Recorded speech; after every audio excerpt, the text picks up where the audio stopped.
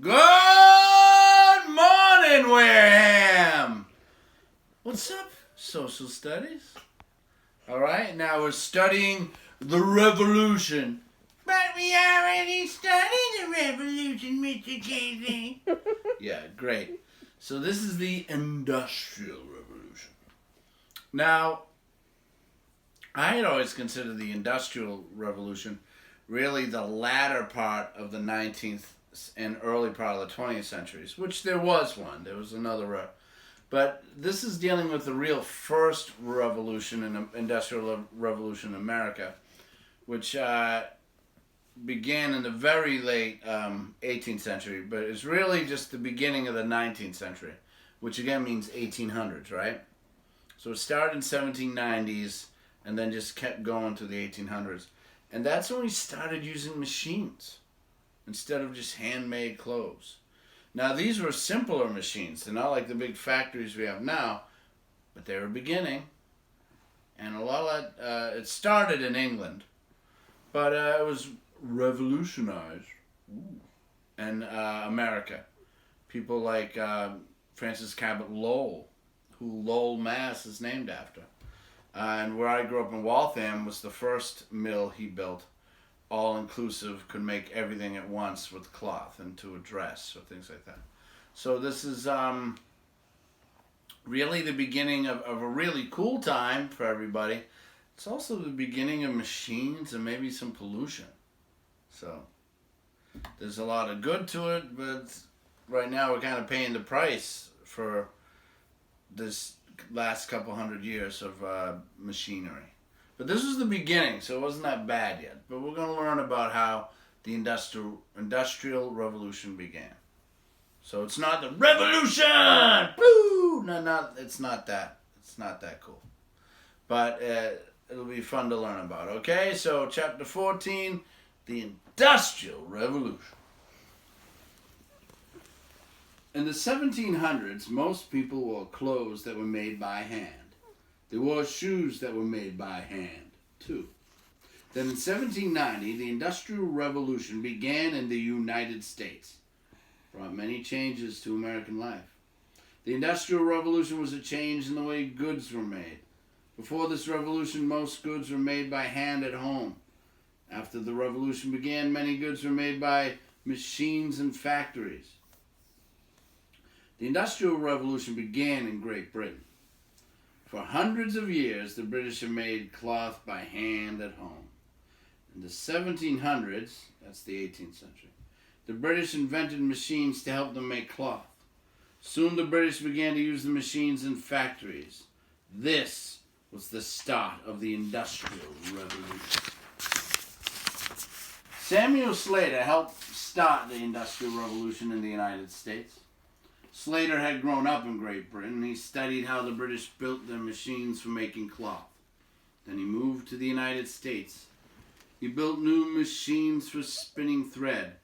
In 1790, Slater and a partner built a factory where workers could use Slater's spinning machines. Soon the factory was making lots of thread. Eli Whitney also changed the way goods were made. In 1793, Whitney invented a machine called the cotton gin. And just so you know, I always wonder where that name was from. It's like cotton engine. And they just called it the cotton gin, like a shortening of engine. This machine helped cotton farmers. After cotton was picked, seeds had to be removed from the cotton plant. Before the cotton gin, workers removed the seeds by hand. I know it says workers. Read that as mostly slaves.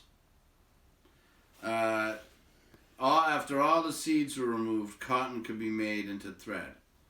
It took a long time to remove the cotton seeds by hand. The new cotton gin removed the seeds quickly. Farmers began to grow much more cotton.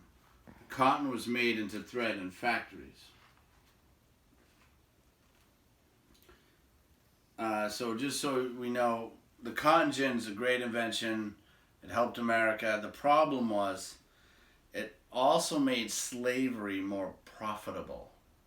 So this guy trying to help and make machines do work, unfortunately, it actually made slavery stay around longer, sadly, because the money you could make in the South. Eli Whitney helped the Industrial Revolution in another way. He began mass production. In mass production, people and machines make many goods that are exactly alike. In 1798, the United States Army needed many new guns. Whitney showed how he could use his machines to make thousands of guns in one factory.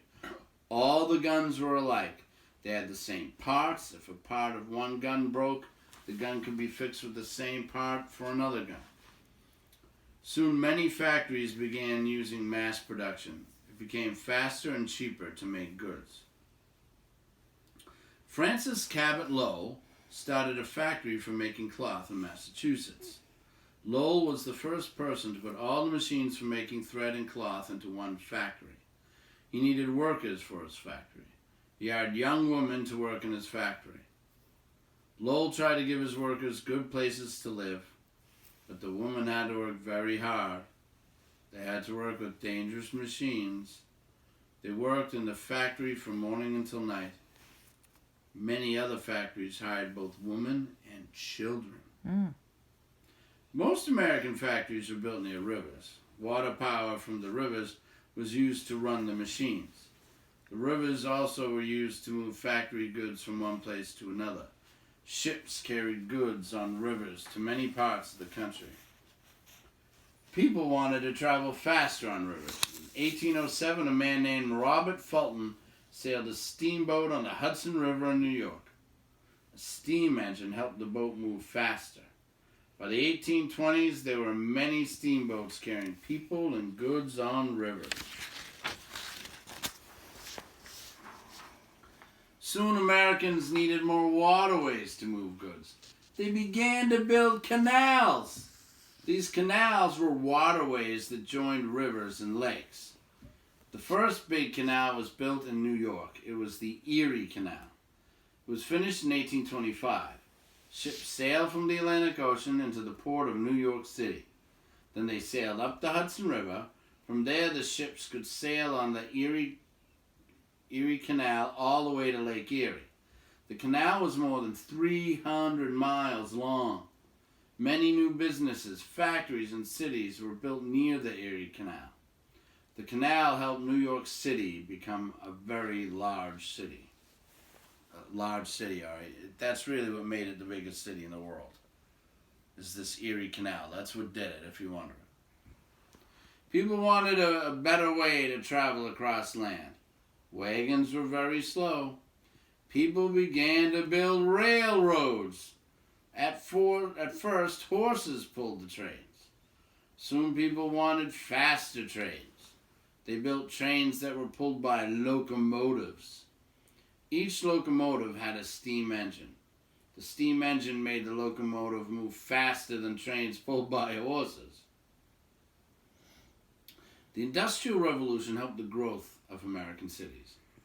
Before 1800, most people were farmers.